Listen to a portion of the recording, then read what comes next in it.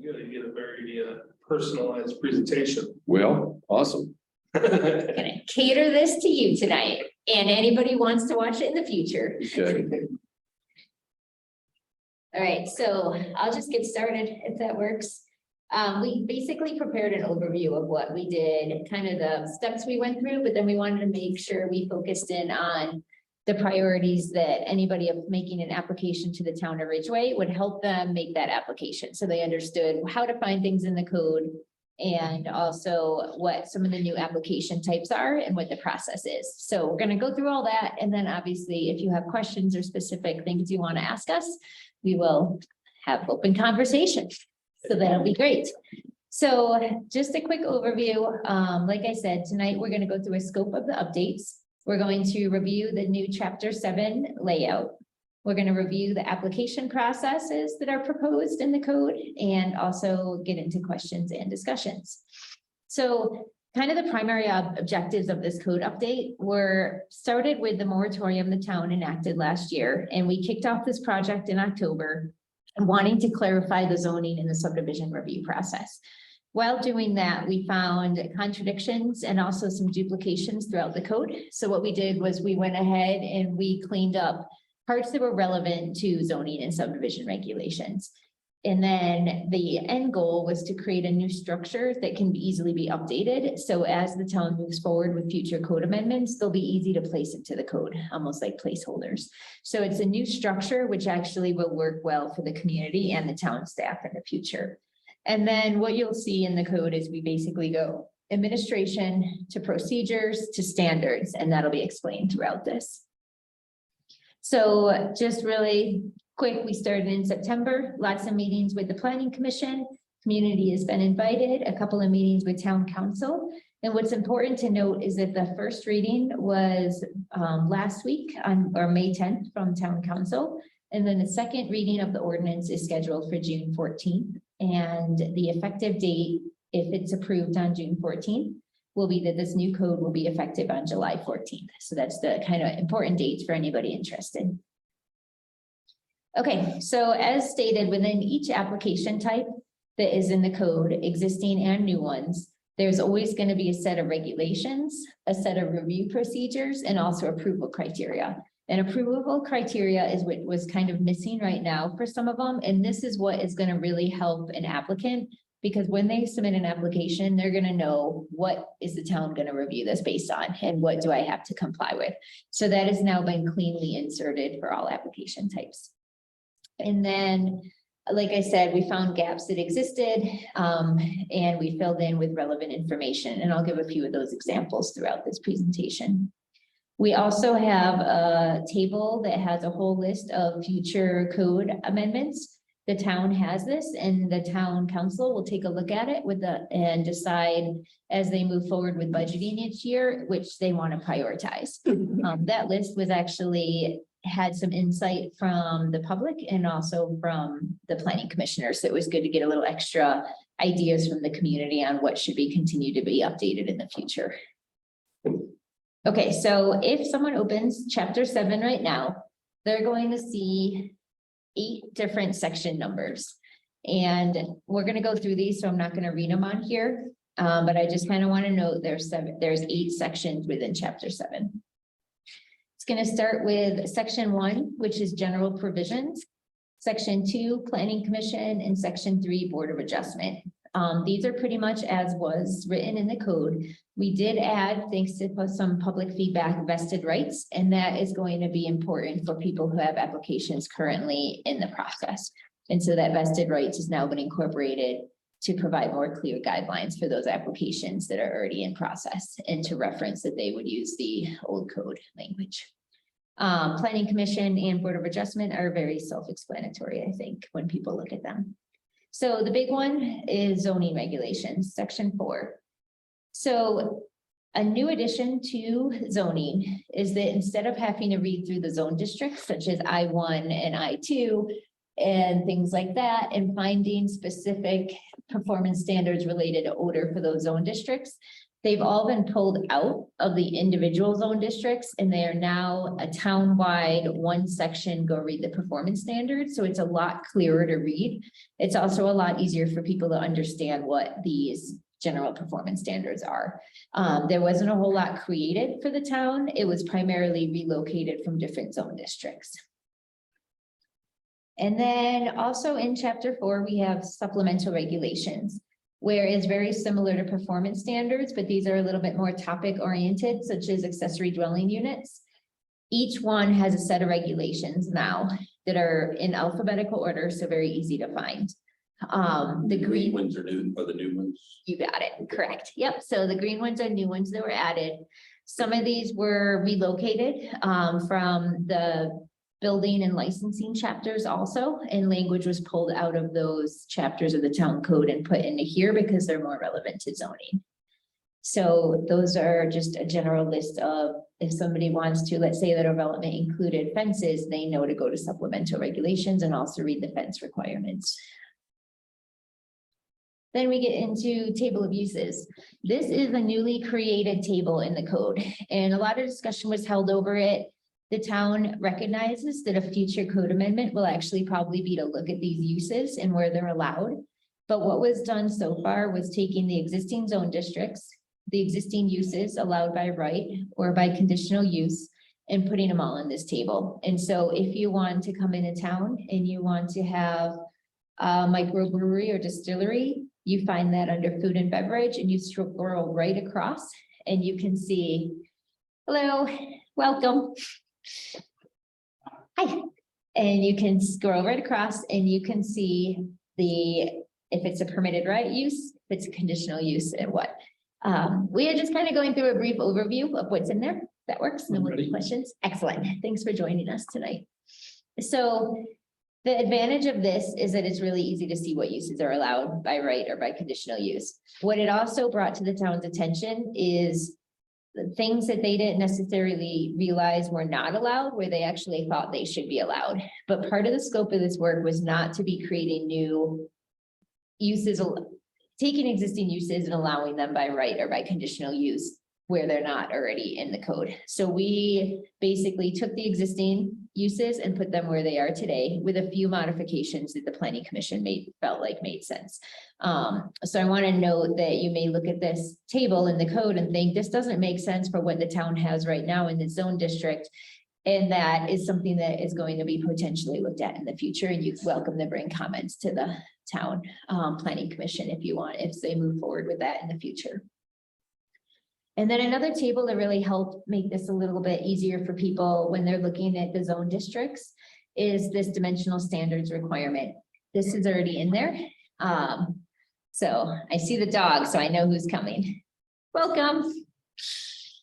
And so with this table, you still have it in there. You scroll right across by zone district to be able to establish what your lot coverage, your setbacks, things like that are. Okay. All right, and another table that's put in the code to help people out now is zoning application types and processes. This one is great for when a person is starting a project out or an applicant is coming in. They're gonna potentially call the town or email over and say, hey, I have this property, I want to develop it. Can I have a pre-application meeting? And the town staff and the applicant can look right at this table to see, well, if you're gonna do, let's pick a new one here, is the green ones are new applications that are being put in the code. Someone's going to come in, they're going to need a site plan application. A pre-application meeting is required. And then a completeness after that application is, oh, sorry. Oh boy. It's not working. There we go. I'm going to put that there. So site plan application, they're going to start with a required pre-application meeting. They're going to move into a completeness review, which is outlined in the code. And then they're going to see that a referral process is optional. And all this will make sense as they're moving forward. But right from the start, they know exactly who their decision-making body is going to be. And they also know what steps they're going to have to go through. And then they're going to look at the code language for those steps. So this makes it a lot more applicant friendly and also town staff friendly. So the town, as they're learning the code and helping an applicant know what applications they're going to go through, it is very easy for them to explain the process. And then again, each one of these steps is broken down in text language to explain time periods and all of that. And also to kind of a user-friendly tool, each application type was given a process flow chart. And that also goes through the review process that each application type follows. We'll get into this a little bit on the processes, but we also want to note that obviously certain things can have to bounce back up. So I'm going to give an example, break this down a little bit. Somebody submits a site plan application. They start with a pre-application meeting, and in the code on this flow chart, they can even see exactly where to go into the code so that it helps them find that in the code. Then they're going to submit their application and go through a complete review.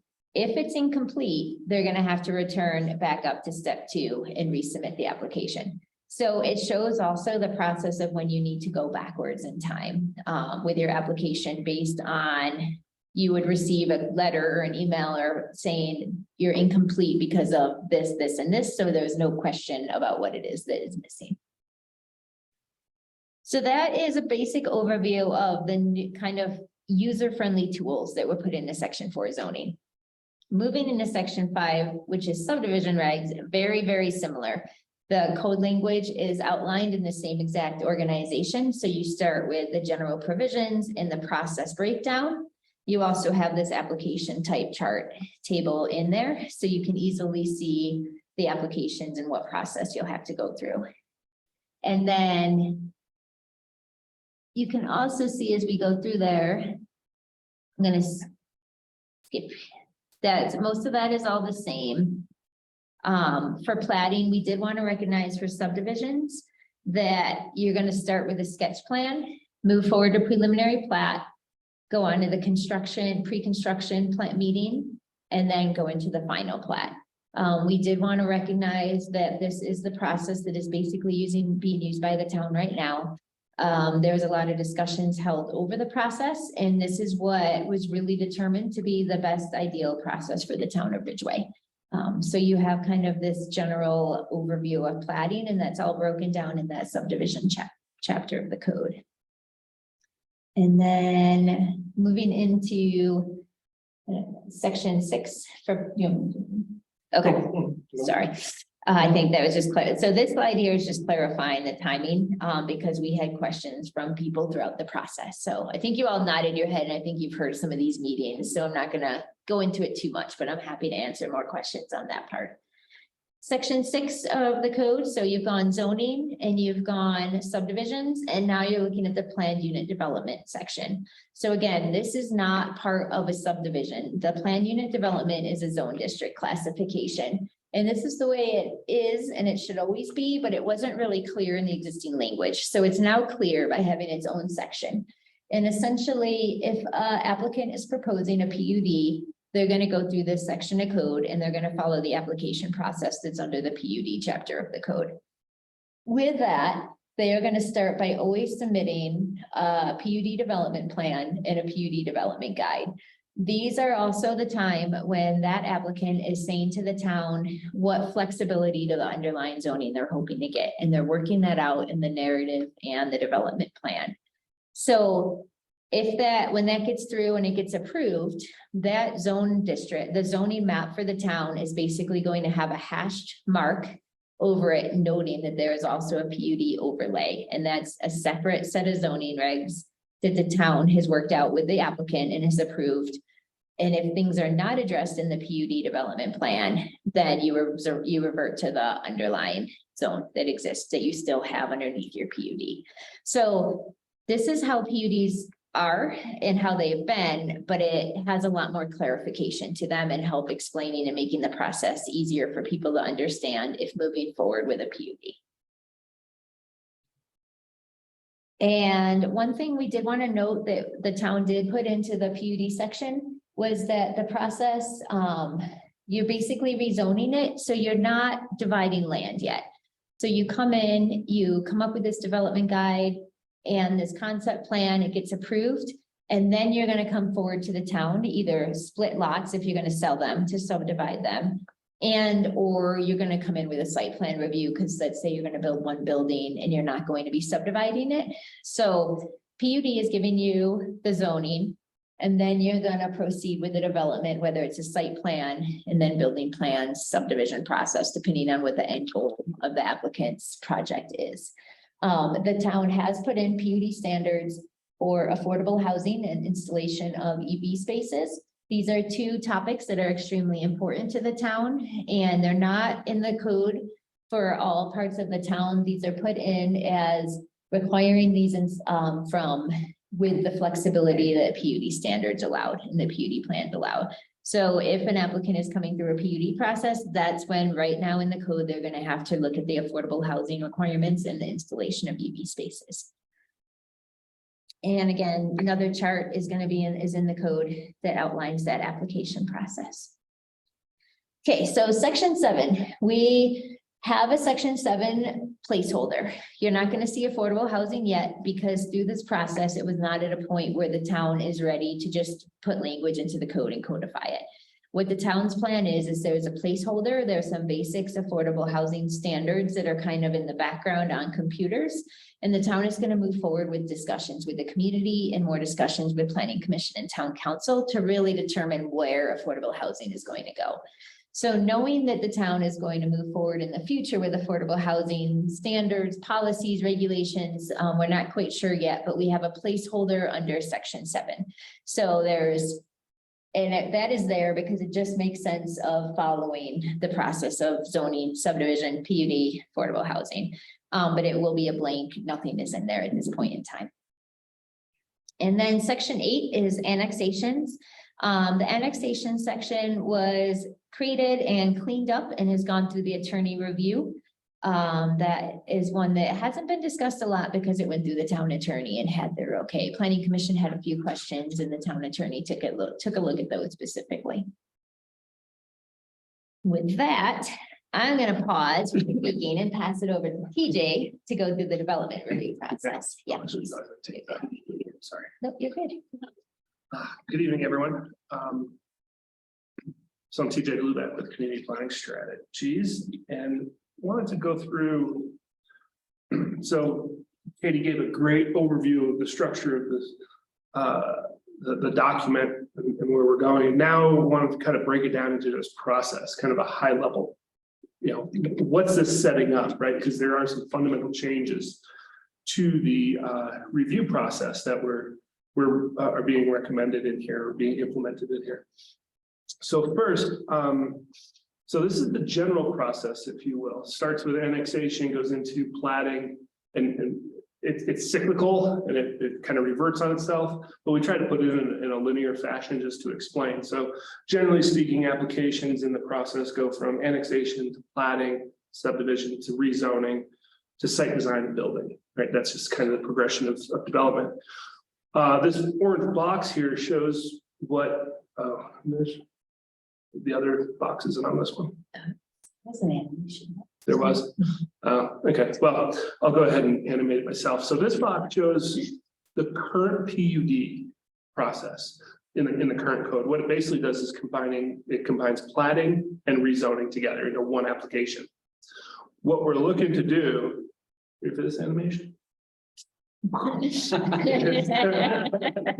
fancy tonight. Is moving a little bit more to a rezoning process rather than a subdivision process. And the reason we're doing that is, as Katie mentioned, the PUD is the zoning. When you tie it to subdivision, it potentially puts incongruent development elements together at the same time in that process. So that's part of the PUD, and we'll get into that here in just a minute too. So that's a fundamental change that we've done. This is not necessarily a fundamental change, but we're really clarifying it. So one, as Katie mentioned, the pre-application meeting is becoming more prevalent in the code, as well as the completeness review. So this completeness review process right here is going to be a lot more important because that's going to be the start date of your review timeline, if you will. And then we're also adding a more robust referral agency review period. So that's like fire district, different water sewer districts, different agencies, state agencies, things like that. During the review process, that way those comments can be addressed through the process, through iterations in the application. And then before it goes to the planning commission or town council. So the other thing that we're clarifying, as Katie also mentioned earlier, is the kind of recycle loop here. Okay, if you have a whole bunch of comments that come out of the referral period, we're going to go back, you're going to resubmit, and we're not going to draft our staff report and go to public hearings until all comments have been addressed to the best of our abilities. Now, I think that's. yeah. So now kind of diving into each one, and I won't go through these in depth, but what we wanted to do, and this is going to be posted on the website. Hopefully the video will be on the website and YouTube as well. But we go through kind of each step of this process, what the objective of it is and what the documents that are reviewed are to help kind of clarify. So that was the annexation, subdivision, what's the intent of that process and what are we looking for during that? And that way we can focus both from an applicant standpoint, a staff review standpoint, and a decision-making standpoint. What are we focusing on with this application? That's the ultimate goal. And this chart again, Katie showed before about the specific process here in Ridgeway with the construction documents and public improvements occurring prior to final plat submittal. And then rezoning, again, not necessarily anything there. And so this is a rezoning, but the PUD. And so the two green components that just popped up there over on the objective of process negotiated zoning overlay. That is what how to think about a PUD. And then the documents that are reviewed that are different than the regular zoning would be the PUD guide and the development plan. Okay. Site plan. This is a brand new process as well. And typically this has been combined with the PUD process historically, or it's been part of a building permit process. And you could imagine that if you don't have site setbacks approved or parking location approved, and you're doing building construction plans, that's a lot of potentially wasted capital in developing those plans without getting some of the site design stuff approved early on. So that's why we think this is a great process to implement here, so that we can look at landscape standards, parking standards, access, signage, all that stuff before you spend a whole bunch of money on construction documents or building permit, building plan sets. And then we move into the building plans, and that's kind of self-explanatory there. So that is all we had. We went fast. We did go really fast, but No questions yet. yeah, and I mean, but obviously questions and Yeah, we have please. some scenarios too, right? A lot of this stuff is what ifs. So I guess I'll just turn it back over to Katie and to answer any questions. Good to see you, Jack. It's okay. You've seen it before. I'm not very smart, so I've seen it 3 times. The good thing is it's recorded, Yeah. so you can watch it all the time. So you recorded saying that you're not very smart. It's common knowledge. But yeah, I guess my question for you is, what else do you, who is here tonight, specific questions, have us elaborate any more further on anything, or just kind of where we're going to go from here? Happy to answer anything you have. I thought the flow chart, I really like the flow chart. I like the presentation part of it because it's pretty easy to understand. Is there a way you can put a timeline on these? As far as, Couldn't you add pretty easily timelines? to an extent, so there's timelines on town staff side. Are to you make- referring to this one? That was good, but then, yeah, I like that. But I also, as you go through these others, I can't. an anticipated Yeah, timeline for each one of those sections, you know, 30 days, 60 days? It 5 just all years. depends on how well the applicant's got. it does. The good thing is the town has the requirements for town staff. So town staff has to now hold up an application Yeah, they have to respond within a period. Correct. Maybe that, if that were added, to reference it'd help that. somebody coming in from the outside for the first time. And do you want to talk about the handout? Just a thought. Yeah, that's a good way. And so, yeah, it's a really good question. And those are in the code. So like, we have certain standpoints, the Yeah. things that we can control. I guess where we didn't go with this, some codes do say that once you get a comment back, you have to resubmit within 90 days or you have to start. Where you start again. We don't have any of that in this code. Mhm. What we do have are the obligations on the town to be responsive. So once you submit, I think it's a 10-day, maybe Yeah, 20-day, they're all, right? I mean, they're all written in. Yep. I'm not asking for something Correct. that isn't already written. Yep. I'm just saying, I love your graphics. Clarifying. Good point. So It could be a way to augment the graphics. sure thing, and that's what we had lunch today, or dinner, I guess, where we talked about what handouts to create. So we are gonna be creating, kind of an overall process guide that can certainly have kind of an anticipated timeline in That's a there. good way to. As well as handouts and application guides for each application type. So what that flow process is, what the submittal requirements are, what the application is. And so if there are any other types of things, we were talking about that, we'll create the standard template, if you will, for those, and then start adding them. Timelines are going to be key. That's a great point. So And I, helping the kid understand. the game. yeah, and I think that's great for the handouts where people are trying to get a quick summary of what they're coming Yep. in for, so.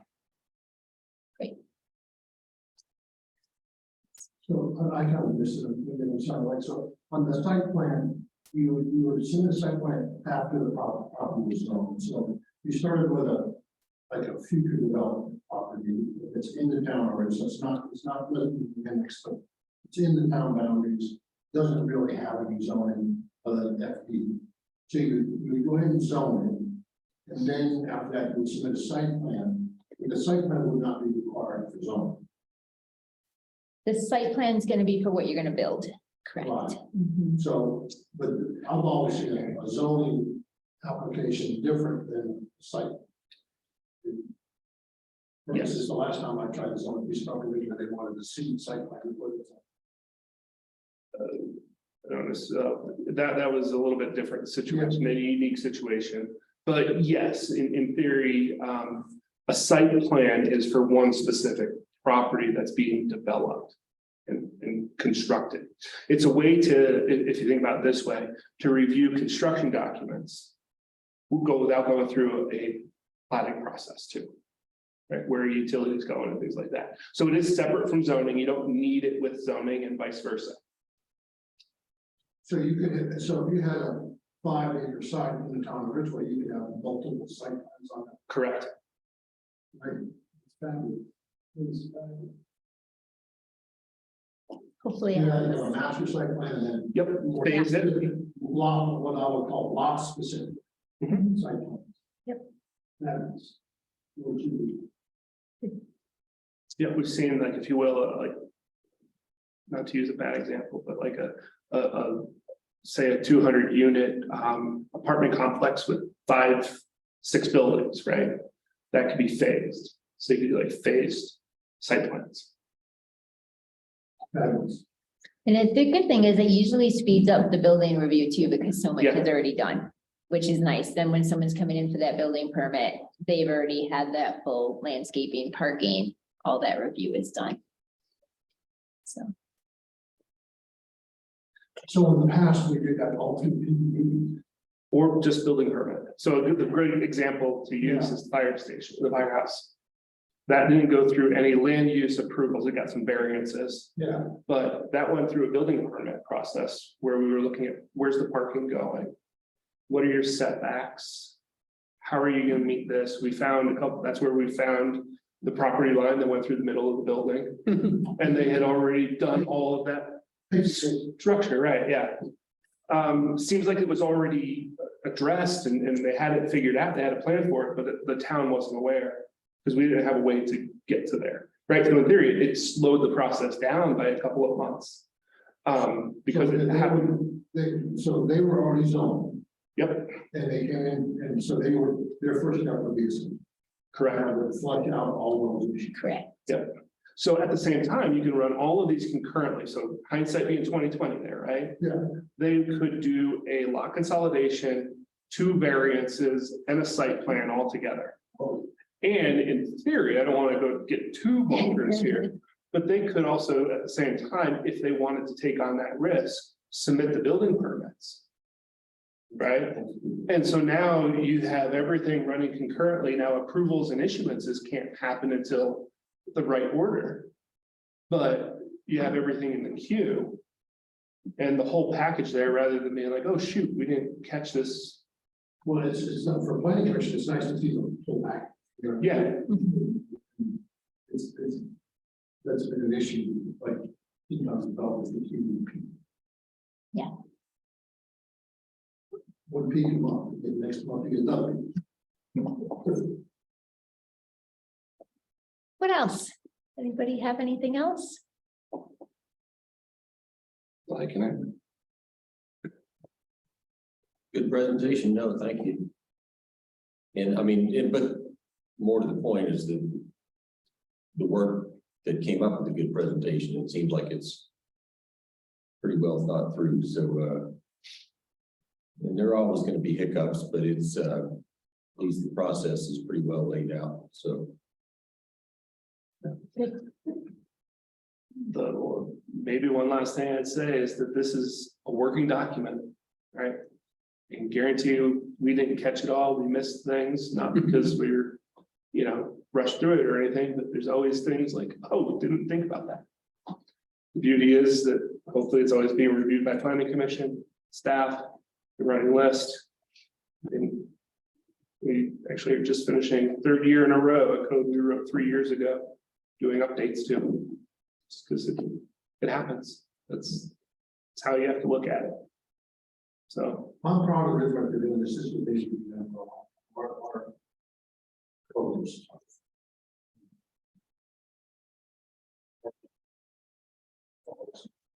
Yeah. We're really excited for people to start using it too, and just see how that flow works in theory a lot better and easier than it is right now. So.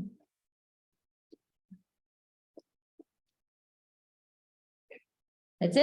All right. That was easy. That was easy. We could answer, we could talk all night about this. It's all fresh in our heads. way too excited about it. Katie Yes. and I. For my vow to Katie. And TJ and the town of Roy, so. Pam? And there was a couple others that, it's like they locked up. So much thank you to the town of Ridgeway, especially the planning commissioners and town staff. And it was working. It was working. Yeah, it's a lot of work. I mean, because it's too hard if you get it wrong, you got to get it right the first time. Yeah. It's like there's mass confusion otherwise. Correct. Yeah, and we don't want to put something in there that contradicts something that's in someplace else in the code, Well, so. what I like is the plan has the ability to change without this process again, which is open.